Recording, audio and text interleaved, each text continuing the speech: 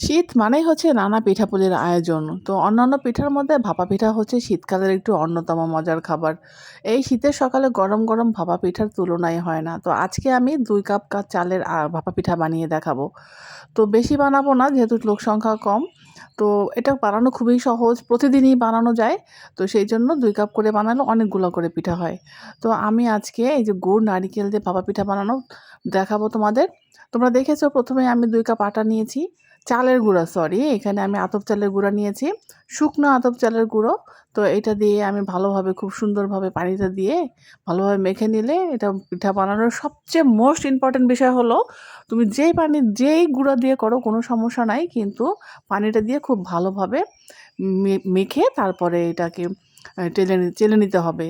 চেলে তারপরে এই যে ভাপা পিঠা বানানোর সবাই আমরা জানি যে ভাপা পিঠাটা কীভাবে বানাতে হয় একটা বাটিতে করে। তারপরে যে যতটা লেয়ার দিতে পারো। আমি এইখানে ২ টা লেয়ার দিয়েছি কিন্তু আমি এখানে এই পিঠাটা আমি ১ টা লেয়ার দিয়েই করব। মানে হচ্ছে তুমি যেরকম গুড় পছন্দ করো, মিষ্টি পছন্দ করো, যত গুড় তত মিষ্টি। আমার কাছে গুড়টা আমি কম খাই সেজন্য আমি এখানে ১ টা লেয়ার দিয়েছি। আর আমার বাচ্চারা প্রচুর গুড় পছন্দ করে। সেজন্য ওদের জন্য আমি তোমাদের পরবর্তীতে দেখাবো ২ টা লেয়ার। এখানে আমি গুড়ের পরিমাণটা বেশি দিলে একটু ফেটে, ফেটে আসবে ভাপা পিঠায় কিন্তু কোনো অসুবিধা নাই। তোমরা দেখো কত চমৎকার!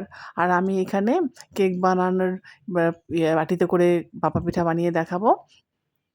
এই যে দেখো আমি তোমাদেরকে আবার দেখিয়ে দিচ্ছি। এই যে গুড় নিলাম। ১ম এ চালের গুঁড়াটা নিলাম, তারপর গুড় নিলাম। এই যে নারিকেল দিচ্ছি। নারিকেল দেওয়ার পরে এরপরে আমি চালের গুঁড়া দিয়ে দিব আবার। তারপরে এরপরে আবার নারিকেল দিয়ে দিব। মানে হচ্ছে যেভাবে বানাই গুড় বেশি দিলে পিঠাটা একটু ফাটা, ফাটা হয় কিন্তু খেতে কামড়ে, কামড়ে মজা। তোমরা লাস্টে দেখবা যে কত সুন্দর হয়। আসলে এটাও একটা গুণের পিঠা। সবাই এটা পারে না। আমি বহুবার জীবনে ফেল হয়েছি। কিন্তু আমার যেকোনো জিনিস আমি কেন পারবো না? এই ধরনের মানসিকতা নিয়ে যদি তোমরা করো নিশ্চয়ই তোমরা পারবে ইনশাআল্লাহ। তো কঠিন কিছুই না। দেখো একটু হালকা চেপে, চেপে নিতে হবে। একেকজনের কাজের মানে প্রসেস একেক রকম। তো আমি অনেকবার করেছি, অনেকবার ফেইলড হয়েছি। ফেইলড হতে, হতে তারপরে যখন সাকসেস হয়েছি তখনও আমার মনে হয়েছে আমি জানি যে পিঠাটা বানানোর আগে আমি জানি যে এভাবে বানালে একটু হালকা ফাটা হবে কিন্তু খেতে দুর্দান্ত। আর যদি তোমরা গুড়ের পরিমাণটা কম দাও তাহলে দেখা যাবে যে একবারে সফট হবে। সফট মানে একবারে ফ্রেশ হবে, কোনো ফাটা হবে না। তো যেহেতু বাজারে থেকে কিনে খেলে ওইটা স্বাভাবিকভাবে ওইটার মধ্যে পছন্দ মতো গুড়, নারিকেল থাকে না। আউটলুকটা ভালো থাকে কিন্তু খেতে অতটা মজা লাগে না তোমরা সবাই জানো। কিন্তু দুধের স্বাদ ঘোলে মেটানো। যারা বাসায় না বানাতে পারো তারা তো অবশ্যই কিনে খাবে। কিন্তু বাসায় তোমরা পারবে।